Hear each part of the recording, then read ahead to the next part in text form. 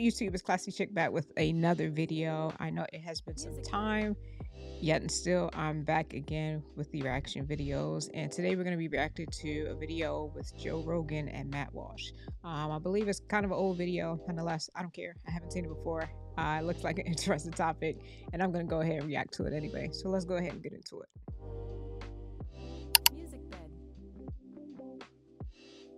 Why would God make people gay in the first place? Well, of course I would say it comes from God. If I didn't believe that, then I wouldn't be Christian. Why would God make people gay Well, if he didn't want them to engage in gay sex? all people have proclivities or towards different sins, different things that we would call sins. Yeah, but if that's like their fundamental attractiveness, they're attracted fundamentally to other men, like, or other women. Like, why? It seems like something that God gave them. Like, why would God give you an attractiveness, or why would you be attracted to the same sex if that was morally reprehensible, if that was against God's will? Why would he instill that lust and that desire and that feeling of being attracted and feeling of being in love with someone of the same sex? I don't think instilled is not the word that I would use. Well, I gave it about a good 30 seconds to a minute. Well, this is what I'll say. Obviously, right? Obviously, we know that, and I actually commend Joe Rogan for having like these conversations. I know that he's like, I know that he's not saved, but he seems to be one that is, I guess, very curious about, you know what I mean, like the Bible and about God, and you know, I know he's big into like, you know, science and conspiracy theory and different things like that. Um, Matt Walsh, on the other hand, as he just said, you know, is a Christian. You know, whatever. You know, he says he's a Christian. Matt Walsh is one to me that um is very vocal in the whole conversations of, you know, gay, straight, transgenderism. Um, very vocal, you know, goes to different colleges and all of that. So actually, kind of to see him here, like almost like fumbling over his words and seems to not really have an answer or much to say at the moment, or trying to collect his thoughts, is actually kind of throwing me off, because he's definitely one that is, you know, seemingly so vocal when it kind of comes to the topic of, you know, abortion and, you know, what is a woman. He did the whole documentary on that. So it's actually kind of off-putting to me to kind of see him not really have, say, just a straight out answer. Let's get to the topic at hand, though. God did not give us these desires. You know what I'm saying? Again, this is one of the things that people within that community, the LGBTQ, whatever else it is, community say all the time, like, I was born this way. No, you weren't. The reality is that, well, I will say this: you were born in sin.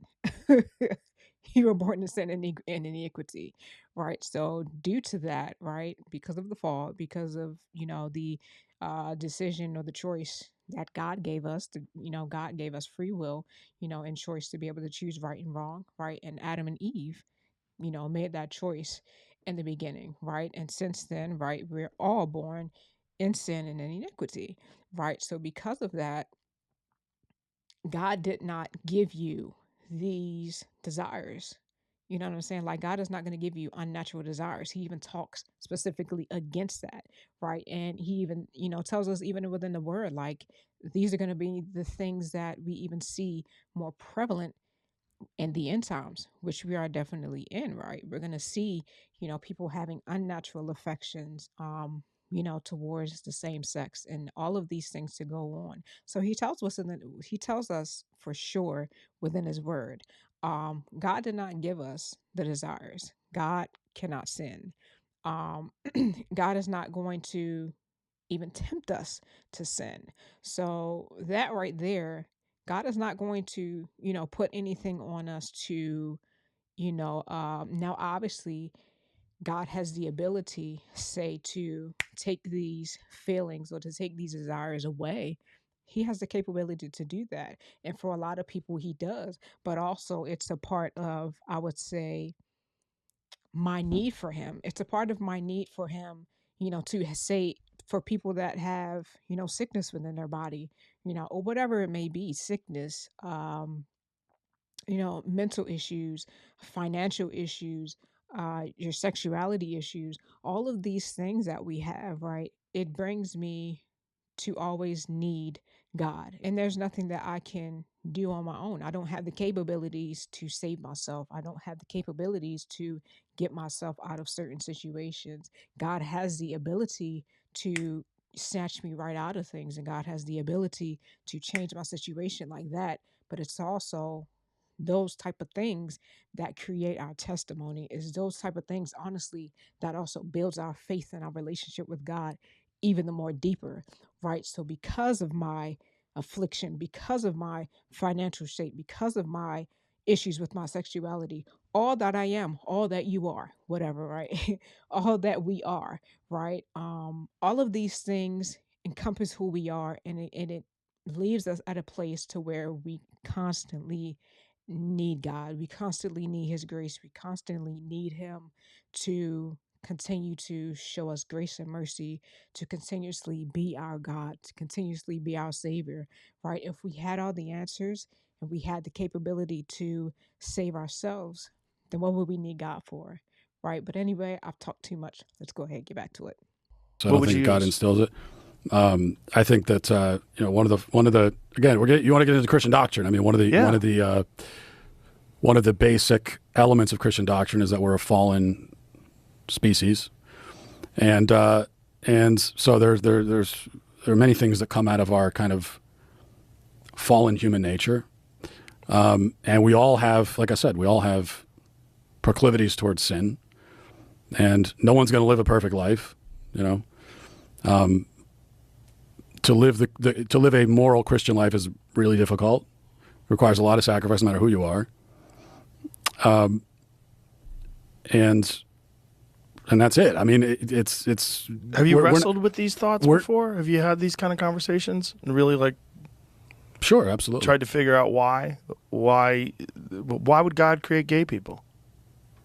Do you think that God has created gay people, or do you think they have a choice? God has created all people, so every person that's gay was created by God, of course. Where exactly does that proclivity come from? Like I said, I don't know exactly. I mean, to say that someone's born gay, Why is I he have issues fumbling with so that much? that are go beyond theology, because now you're talking about, if you're born with any sexual proclivity, then that means that we're talking about like gay infants and so on. And It's almost like he doesn't really have an answer. Even the Bible tells us, right, we should have an answer for all men.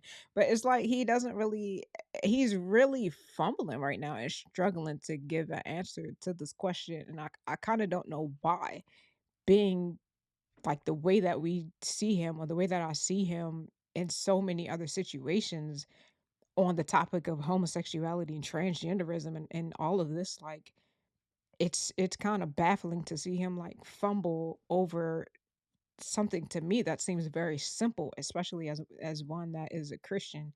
It really shouldn't be hard to answer at all. But he's kind of he's seems to be very much so struggling with that, and it's kind of yeah. But don't you think people are born straight? That some people are born straight? Were you born straight? it's an odd way of talking about it. Like to say that to say that a baby is heterosexual. I think babies don't have a sexuality in that sense. Right, That's something but that eventually they will develop a sexuality, and a small percentage of them will be homosexual.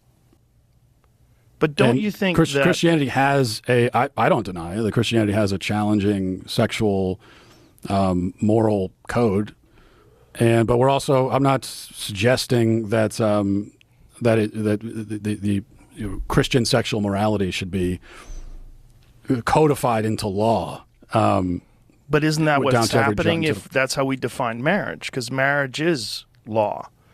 And if marriage shouldn't involve gay people, then you are saying that it's because of Christian fundamentalist ideology. No, because I think you can talk about the marriage issue without even getting into biblical morality, which is what I was doing. I mean, you brought up the Bible, right? I didn't. Well, I introduce brought it about we talked about Christianity, in particular, right? But that's my point. It's like you introduced that to the conversation, yes, because I wanted to find the reason why you opposed gay people being married. I don't really know what to say. I don't really feel like he answered the question at all. And Joe Rogan just kept, kind of digging and really asking the same question, and he seemed to not really get an answer. Yeah, so that was kind of weird as a believer, right? There are certain things or even certain opportunities that come our way in order for us to like take the stance, right? Take a stance for what's right. Take a stance for God's word. Take a stance. And I feel like that was one of those moments, and that was an opportunity that he missed. And he didn't really give an answer to that question. So that was kind of very interesting to me. But nonetheless, that's the end of the video. I hope you all enjoyed. Definitely let me know how you all feel in regards to the topic down in the comments section. I love, to have the feedback, the dialogue, whatever it is. Let me know how you all feel in the comment section. Definitely hit the like button. Consider subscribing. Peace.